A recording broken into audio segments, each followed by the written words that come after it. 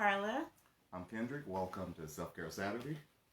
As you know, we are here today and we're going to say that we know, you know, that God is a healer. And we're so glad to be with you today for our next session with Self-Care Saturday. And if you're going to tune in with us as we go, we have some wonderful and exciting words to bring to you today from the book of Proverbs. First of all, we want to shout out, this has been a great week.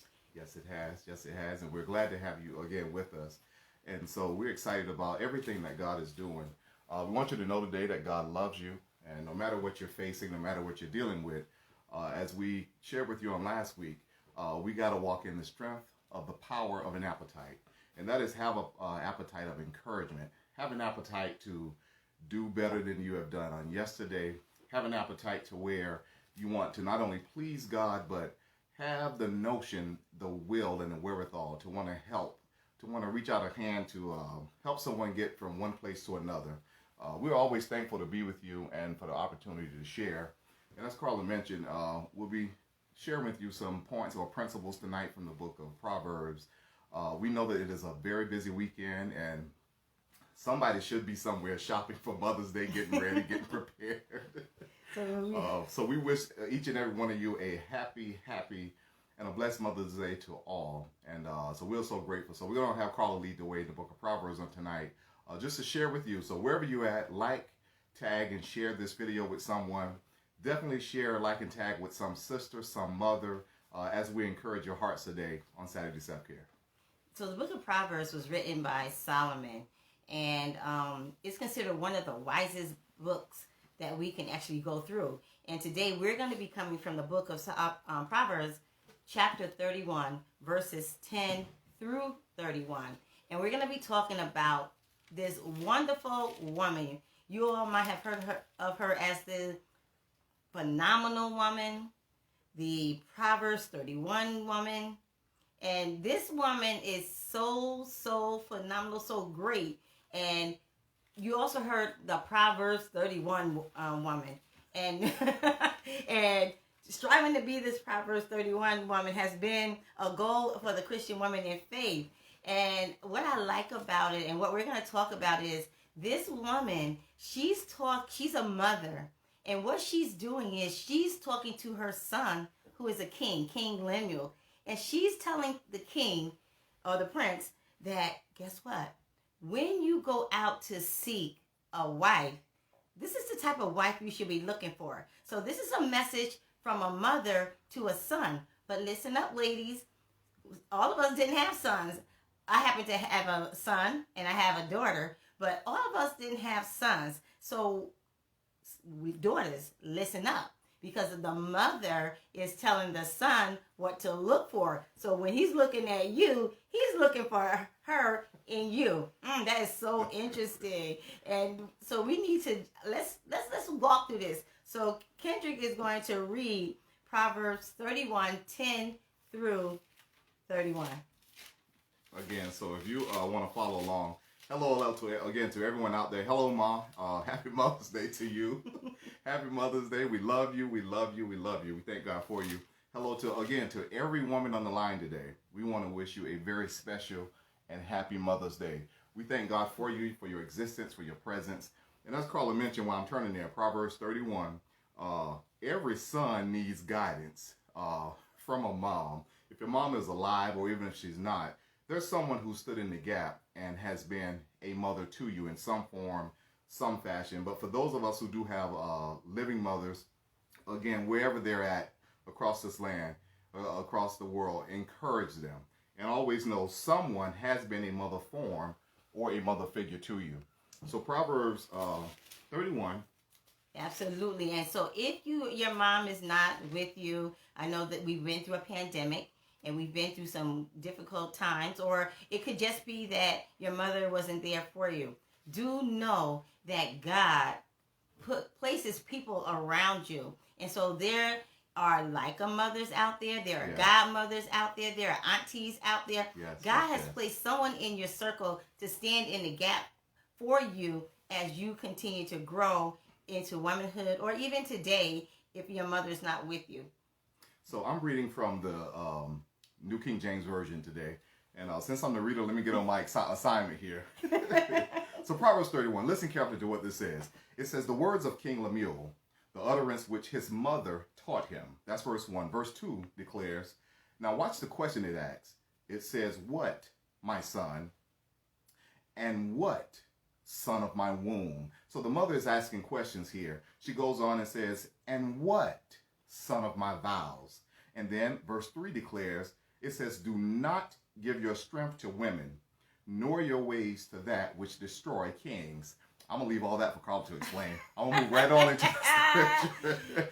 But it goes on. Verse 4, it says, it is not for kings, O Lemuel, it is not for kings to drink wine, nor for princes intoxicating drink. Verse 5 declares, lest they drink and forget the law. But it goes on to say, and they pervert the justice of all the afflicted. Listen to verse 6. It says, give strong drink to him who is perishing, and wine to those who are bitter of heart. Verse 7 says, let him drink and forget his poverty, and remember his misery no more. Verse 8 continues to say, open your mouth for the speechless in the cause of all who are appointed to die. Open your mouth, verse 9 says, judge righteously and plead the cause of the poor and the needy. But verse 10, this is where we want to highlight here, and most of us know this, but listen to what it says. Who can find a virtuous wife? For her worth is far above rubies, or in some translations it says riches. So Carla's going to take us away. Proverbs 31, 1 through 10. Okay, so as Kendrick just read, verses 1 through 10, we understand the whole plight of what was going on in Bible times in Israel versus the surrounding community. Israel is a righteous nation, and their struggle is they're amongst a nation that's not filled with so much godliness, and so a lot of drunkenness is happening, a lot of idolatry is happening, a lot of false god worshiping is happening, and Israel in the middle of their community is exposed to and influenced, can't buy this. And so what this mother says to her son is, don't follow those ways. Don't give to drunkenness. Don't give in to allowing the drunkenness of the king. You're a king. And you don't want a woman to take away some of your strength and your power because you're making foolish choices based on being drunk, based on what is happening around you. Focus. Keep your eye and look for something different. Yes. And the power of that is to continue to remember, when you think of the word Proverbs, you want to consider the word instruction. And so Proverbs, what it does, it gives us a decree or a way to be instructed by God. And that is, you often hear people say there's a way to do things, but then you need wisdom in how you do it. And so God wants to strengthen us by the way of wisdom today through the book of Proverbs. And I want to read something to you. It says, no skill is perfected without discipline. And when a person has a skill, he or she has the freedom to create something beautiful. Wow. And the fact that God has created mothers and has put moms in a position and a place to where, now I thank God for fathers and the presence of a man, but there is no strength like the strength of a mom. And we understand and know that oftentimes when a son is in trouble or a daughter, they're going to run generally to two people, mom and grandma. And so I don't know about you. There's been times when I've had to run to mom and grandma and look for their wisdom, for their advice, for their instruction. And I can clearly tell you that the love of my mom has been one, not of judging me, but one of helping me to know. She has a favorite saying where she says, if you like it, I love it. But in that, what happens is there's always instruction. So consider the instruction of those who love you, who care about you, whether it be your mom, your grandmother, your aunt. We're just highlighting and celebrating women on today because, again, as Carla said, there's a message that this mother is giving to her son, and she wants to advise him in the way of God. And so a part of self-care for you and I today is to hear the instructions that she gave him. And so she's going to take us into some points to hold on to, because I know tomorrow is coming and we want to celebrate with you. But let's live in today's wisdom, That is the principal thing. Wisdom is what they call the principal thing. And in all of our getting, we must gain understanding in what we're doing. And so I want to highlight that again. No skill is perfected without discipline. So we need to be disciplined in the way of wisdom. And so take us away to our next point. Oh, great. And so what Kendrick's going to do is read verses 10 and 11 as we start to breach into this wisdom. What is happening in verses 10? What is happening in verse 11 that this mother is telling her son, you got to do this. You have to be like this. Kendrick? So it says that Proverbs 31:10. Listen carefully. Again, who can find a virtuous woman or wife? She starts with a question. Who can find her? I like to say to all the to all the women that call themselves, "I am a virtuous woman." The Bible actually asks a question for the man. That is, who can find her? So if any men are on the line or out there, you look, you really consider that question that's taking place. Well, listen, ladies, don't be discouraged, because remember, we're in the body of Christ, so we share some of that virtuous DNA, okay? So somewhere we're going to connect to it. So it says, her worth is far above rubies. But then verse 11, this is where she want to pull out a point here. The heart of her husband safely trusts her, so he will have no lack of gain. So women, she is of good character. She has good judgment. She understands. She's moral. She understands what is right and what is the wrong thing to do. And her husband will trust her for making that decision and choice in what is right and what is wrong to do. Now, we have to grow into what's right and what's wrong to do. We weren't birthed knowing what to do. Yes. But as we get the instructions, and our parents are there, or the parents, or the aunties, or the grandmas, or whomever you're getting the wisdom from, they're there to guide you. And when you finally get old enough, the Bible gives you, this is a great book of instruction. And so verse 10 and 11 tells us that you have to be of good character. This lady is of good character that she's teaching her son about. She is moral. So our first point that we want to make is she's moral. And in verse 11, she can be trusted. So she's trustworthy, and she's trustworthy in her home. And the power, again, of this woman is that she is a godly woman that knows how to express herself by the way of wisdom. Mm-hmm. And not by being loud, not by trying to have her way, not by trying to forcefully make someone believe what she says. And I think about a lot of the old sayings that I've heard from old school moms, old school grandmothers. And oftentimes, old school moms and grandmas, they will let you know up front the way that you're doing things may not be right, or they will encourage you that the way you are doing things is the right way. So we appreciate all that the woman brings. And so as Carla mentioned and highlights, this woman is a woman of character, and this woman is one that practices morale, or good morality. But look at this. She's influencing her son with this. She's influencing her son with this. And that's something we want to just take note in today.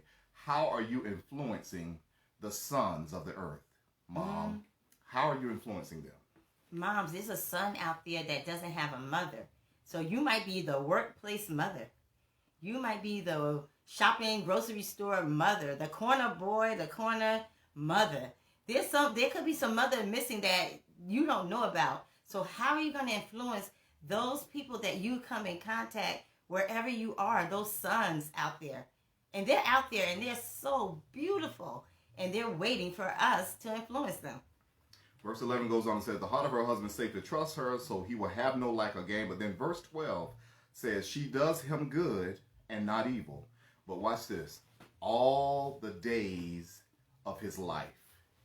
In those times when the days are good and when the days are bad, she does no evil. So there's no parking lot meeting about him. There's no call up the friend and plot against him. There's no getting back to him for whatever happened. She understands that he will make a mistake. And she's not we're not purposely going to do the man that God has placed in our life wrong. We're just not. Amen. And so I see Miss Rebecca Ann Primes on here, and I can think back to even to one of my great-grandmother, Miss Henrietta Durant. And I remember her knitting quilts, as a young boy. And I see the power, again, of what God has strengthened her hands with and to do. She was a quilt maker. And I saw her provide, not only for her kids, but she was a woman that stood out, So that's part of my heritage, Miss Henrietta Durant. And so from the Durant, the Anderson, and the right side, when I look at the Proverbs woman, I don't just look at necessarily just the character of the woman, as Carla is mentioning, but we're looking at her character being displayed again by her actions. Because look at what she does according to verse 12. She does good and not evil. That she does good. A real mom, a real woman of God is going to always seek to do good, no matter what. No matter how far away sometimes the kids get, how out of control that they get. Look, a mother's going to stand with you. A mom is going to be there with you. Now, I know in this case, this mom is influencing her son, trying to teach him about marriage or the type of woman that he should pick. But this is a great example, I believe, Aunt Lottie, where we can draw some nuggets and some wisdom from this Proverbs 31 room of instruction, I call it, that this mom is given. But then verse 13 says, she seeks wool and flax and willingly works with her hands. Willingly works with her hands. She want to go to work. I hear all the time, I'm tired, I don't want to go to work. And she wants to go to work. It's her duty. She knows I'm going. And she's not saying I'm going because I must go. She would like to go to work. And so verse 13 says, she seeks wool and flax and willingly works with her hands. Verse 14, she is like the merchant ships. She brings her food from afar. And so when I think about that, merchant ships, they carry precious cargo. They carry things that, that can supply needs, not only for the place where it docks, but for the people. And when I think of that, I think of a mom, I think of a grandmother, I think of a sister who knows how to hold your heart's concerns. Mm-hmm. I think about those parents that you pour yourself into. Let me tell you something. A mother sometimes will hold your hurts in her mind. She'll hold tears, in her eyes for you. Moms are so beautiful and they're so needed in this day and time to where I believe every man, woman, boy, and girl needs a mom outside of a mom. Absolutely. Because there are times, you can think back to times when maybe your mom were instructing you about something and you kind of feel like, you didn't agree with what she might be saying. Guess where we often go sometimes? To another woman, to try to get wisdom, to try to get advice, or to help them, or to see if they understand what we're dealing with or what we're going through. But verse 14 says, she's like the merchant ships. She brings her food from afar. Verse 15 says, she also rises while it is yet night and provides food for her household and a portion for her maidservants. That means she is dutiful. She knows her purpose. She knew that when she woke up, she went to bed on time or whenever she went to bed, but she knew that in the morning she had something to do and it was her duty to provide. And we're often we're weary about that. We're like, again? No, again is how she approached the task. So she knew what her purpose was, and she didn't look back and didn't think about not doing it. So, because remember, he's advising the mother, Lemuel's mother, is advising the king. She's letting him know she's dutiful. That means she's not sitting around all day, looking at and hanging out all day. She has work to do, and she knows what that work is. It goes on, verse 15 says, she arises while it is yet night and provides food for her household, a portion for a maidservant. But then verse 16 says, she considers a field and buys it. But I want to jump down to verse 21 for a minute where it says, she is not afraid of snow for her household, for all her household is clothed with scarlet. She knows how to prepare for the future. In verse 21, she's got that rainy day fund that you may have heard about. Somewhere tucked away. Can I have some rainy day fun? Yeah, you want some rainy day funds? It is raining too, huh? I guess you get to get some. But she knows that there may be a time and there may be a need for us to have more food, more shelter, some money. A bill is going to come up. Something's going to happen. The baby needs some extra braces And oh my goodness, where are we going to get that money from? Well, she already knows, so she's prepared. So her husband and her family, they don't have to worry about that. She has it saved. She did not take the money and extra and go out and buy the latest whatever. She's not going to the mall shopping and spending it all up. She's not on Amazon ordering everything. She does take care of herself because remember, she's clothed in scarlet and purple, so she's dressed well. But there's something else. She's a preserver, and she's prudent about it. She knows that I must take care of my family. And that's something where I guess we want to compliment our millennials and those that are coming behind us, especially the younger women. It is up to you, moms, sisters, aunties, to train them up. When the Bible talks about train up a child in the way that they should go, I don't necessarily just see it as your child. That's number one. I don't necessarily just see that scripture meaning a child meaning small by age or small by stature, because you can be grown and still a child. Mm-hmm. You can be childish in your ways. You can be childish in the way that you think. And that's not a bad thing. It just means that our decisions need maturing or need to be geared by influence. And God has given women, moms, the power of influence in our lives, because like I said, you look across the nation with some of the things that has happened in the world, and oftentimes I think about in the criminal world, for example, most men that have been caught doing crimes, guess how they were caught? Because they told the woman their secret. So, which means it goes to show that men are oftentimes looking for that nurturing aspect that moms brings.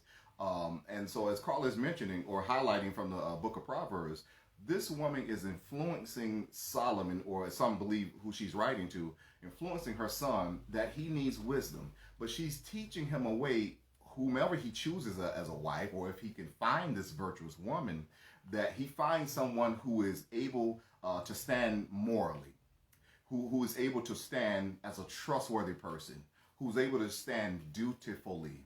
And as a mom, you must encourage those young sisters around you, those that are coming behind you. As Carla mentioned, many of the people we see are out doing a lot of different things. But I remember when we would travel and we would go home, the old school moms and grandma, they would say, I don't have money to give you, but I can fix you something to eat. Yes. That's the real heart of a mom. That is influence for me, because guess what?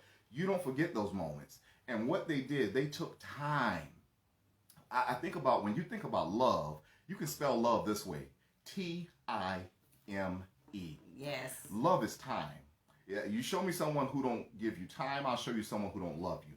And so we want to make sure we pour into the purpose of time when we continue to think about this Proverbs 31 woman and what she's teaching. But then I want to jump over to verse 23. It says, her husband is known in the gates when he sits among the elders of the land.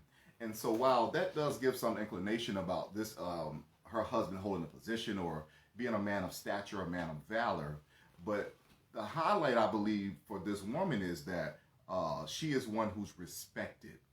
And so speak on that for a moment. Why it's so important for moms to be respected. I think we can really park it there. Well, you wanted the respect because you raise children. You support your husband. You help your husband. And if the community at large or your own household doesn't respect you, then your husband, who is out there working diligently to prepare for your family, that's gonna come and trickle down to him. And so this woman, probably with all due humility, is quiet. She's peaceful. She is respectable. She respects her home, and therefore she's going to get the respect because her husband is popular. You might be popular. You might be the woman that's well known and popular. And if you're out there doing things that are not of good moral judgment, and I'm not going to say we're perfect because we all make a mistake.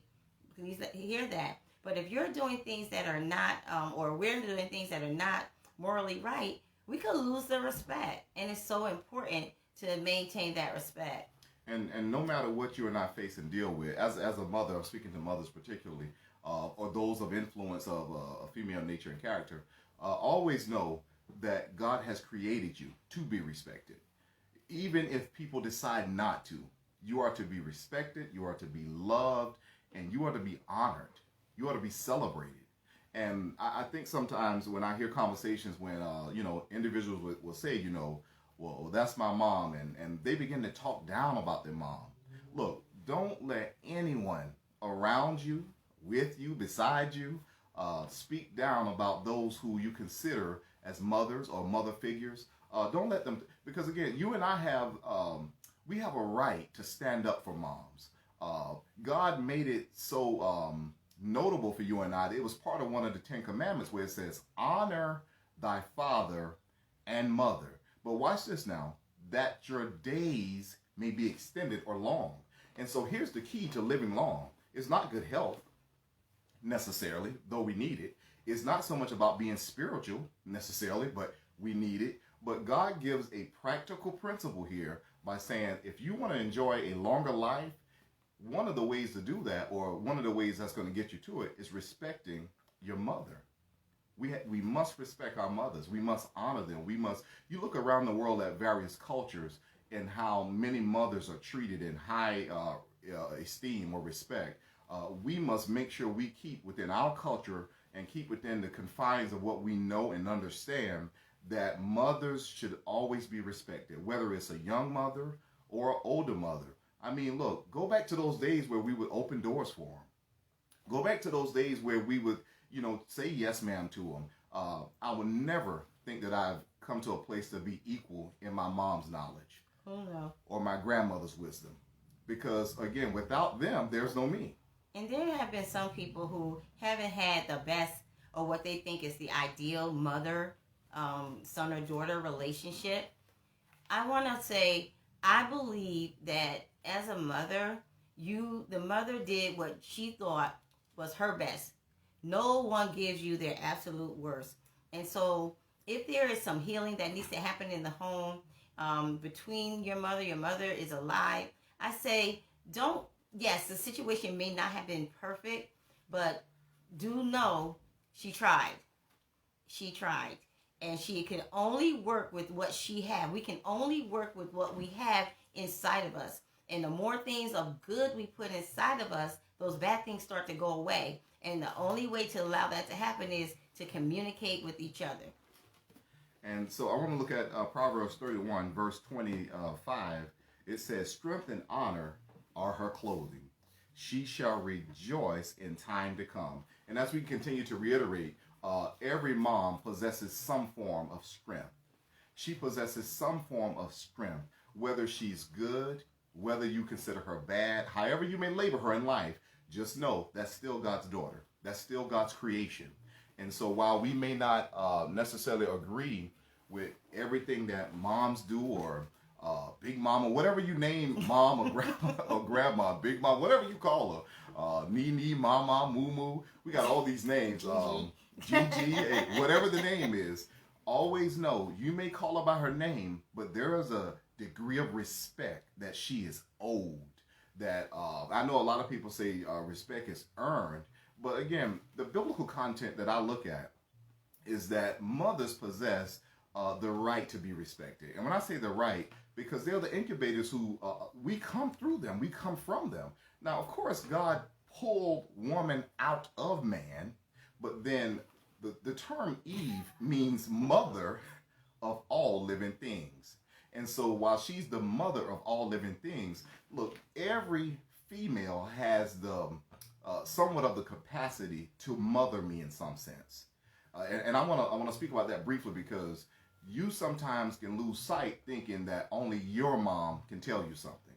Only your mom can teach you something. Look, God can let a female child, 8 years old, teach you a life lesson if you're humble enough to receive it. You had those neighborhood moms back when I was growing up, and they all could teach you something. And if you didn't listen and they had to get back to your mom, then you should have listened to the neighborhood moms. So anyone can give you a lesson in life. And so you don't have to just say, oh, you're not my mother. And I hear that because I work in the child care and early childhood, and I work in the schools. You're not my mother. No, we know we're not your physical or your birth mother, but we know we have one of you at home. We've met you before.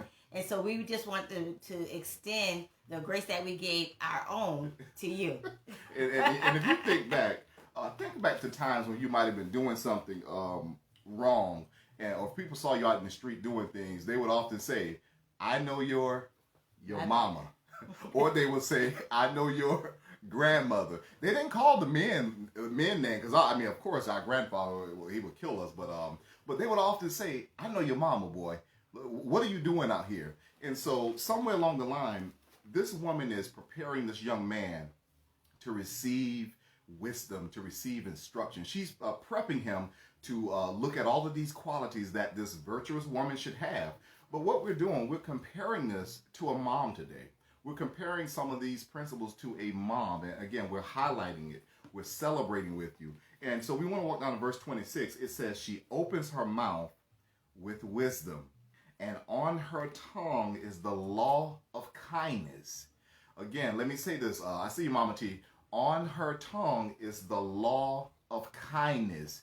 And there are times when, look, I can look in many windows of mothering, people that I know as strong mothers, and I've seen some children that have done things that I thought were just, very, very terrible to their moms. And I don't exempt myself from that, because anytime you disobey a parent, I believe you are walking in harm's way. Though parents may not be able to see every single detail of what's going to happen, I do believe at heart, moms have your best interests. I believe that at heart. A mother's not going to tell you anything wrong.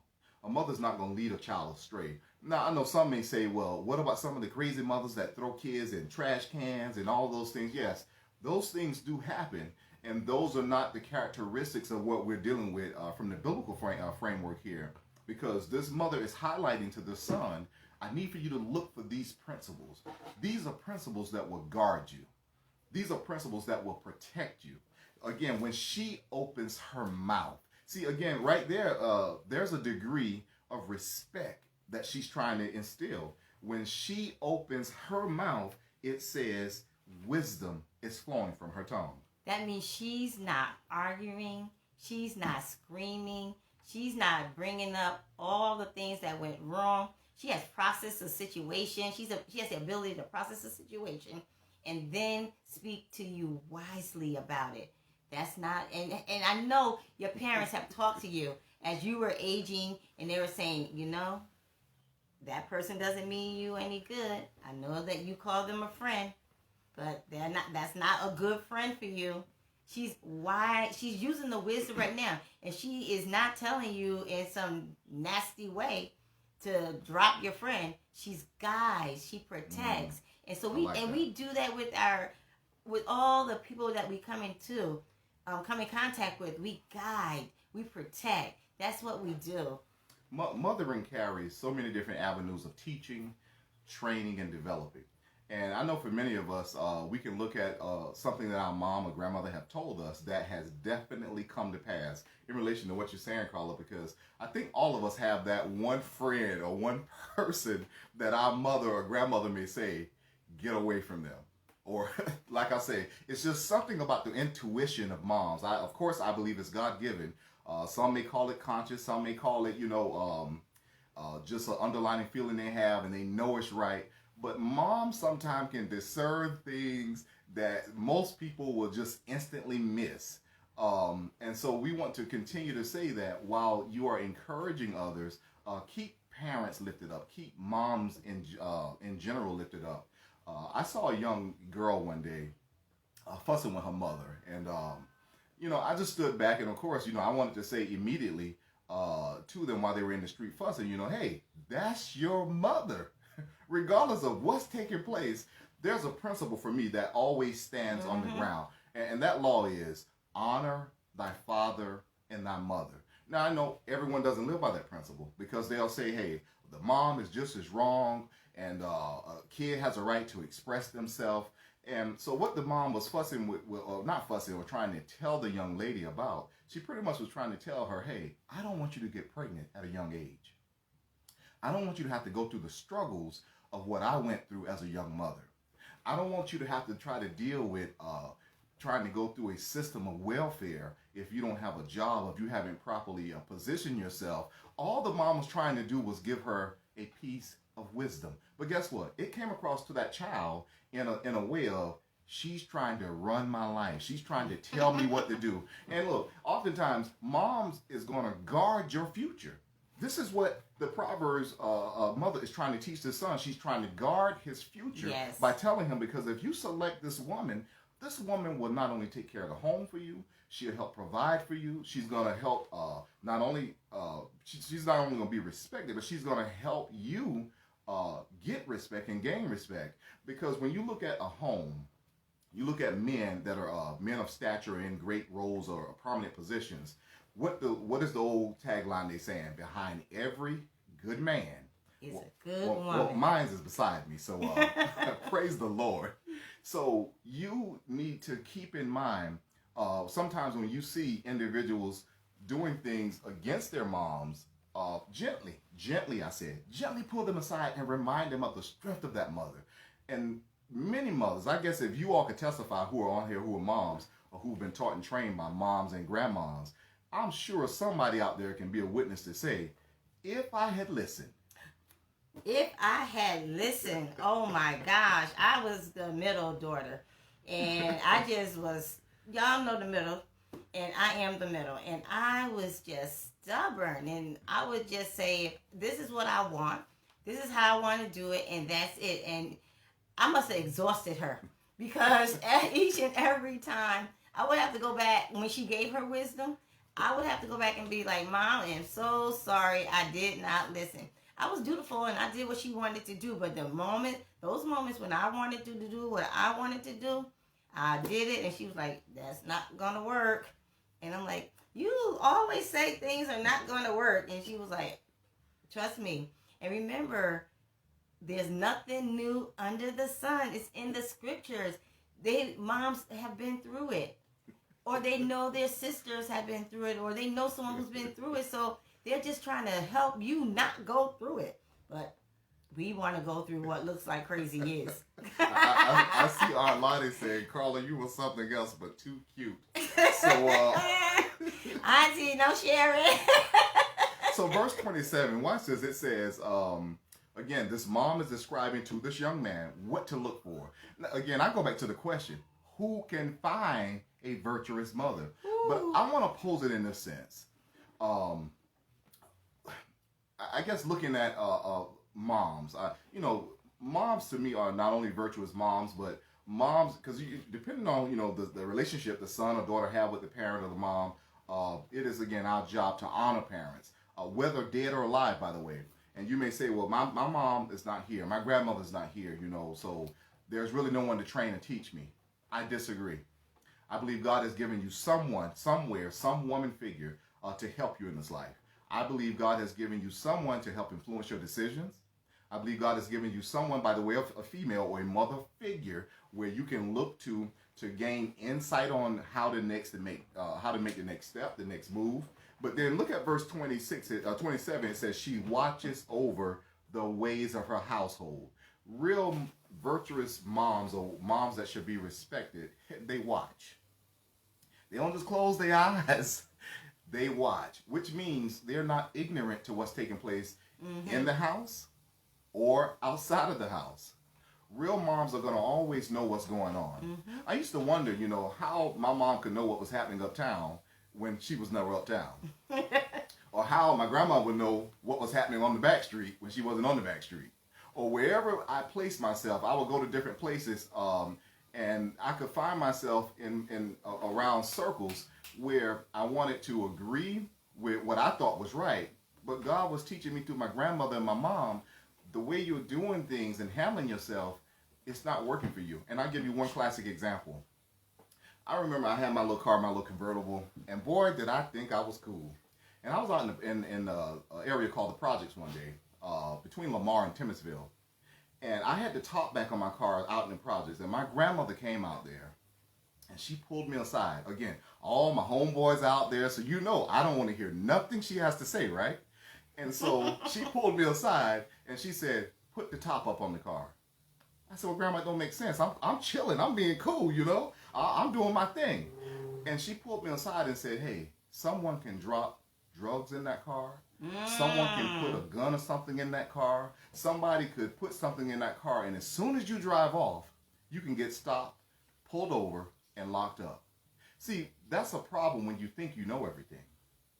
Moms watches. They know. It's like they got that extra sixth sense, and they're looking ahead while you're in the moment. Mothers are projecting the next steps. You know, it's like when you have a toddler or an infant, you know they're crawling and they're right at the edge and they can fall. And so you already got the next step and there to catch them. Mothers are like that. They're right at the edge, and even when they let you go and you moved out the house and you're on your own, they still are listening to your stories. They still are listening to how you're developing in life. And just when you're at the edge, a mother's there, and she's either rooting you on, go ahead, baby, step over, Right, or right. back it up. And so, as a mother, you have so many hats that you wear, and we are saluting you. And as we go on to verse number 29 and 30. Well, I'm sorry, 28. We'll start there. So it says, her children rise up and call her blessed. And this is what I call a measuring rod. This is a measuring rod to really discover, I think sometimes, in many cases, truly the identity of moms based on what the word of the Lord says. Yes. Because it says, her children rises up and call her blessed. My mother is blessed. And then those who God has given me as mother, my mothers are blessed. Yes. And I'm grateful for both sets, both aspects. My grandmother is blessed. I look at all of those women God has put in my life to help train, to help develop me. Look, I wouldn't be where I am without the prayer of a mom, without the prayer of a grandma, without the prayer of an aunt. And I'm sure the same for you, Carla. Yes. The prayers, the Bible said the prayers of the righteous, but I also say the prayers of moms. Aunties, moms. I had my mom. I love my aunties. I had them. I have like a mom. And they're still praying for me and praying with me. Even to this day, I am just really, I am blessed to have them in my life. You know, some just became a part of my life. Some have been with my life for, of course, my aunt and my mom since birth.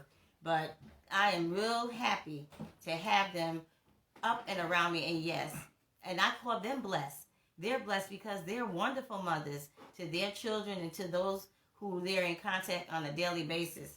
And something else I want to note too, her behavior reflects high moral standard. And again, when you look at a real mom, or some of us use the term a real woman, a real mom is going to always, in some sense, help children take the higher road, or the higher way, or to look at what could be a better way of dealing with something. Now, obviously, there are those who will tell kids to take revenge. And fight with their kids.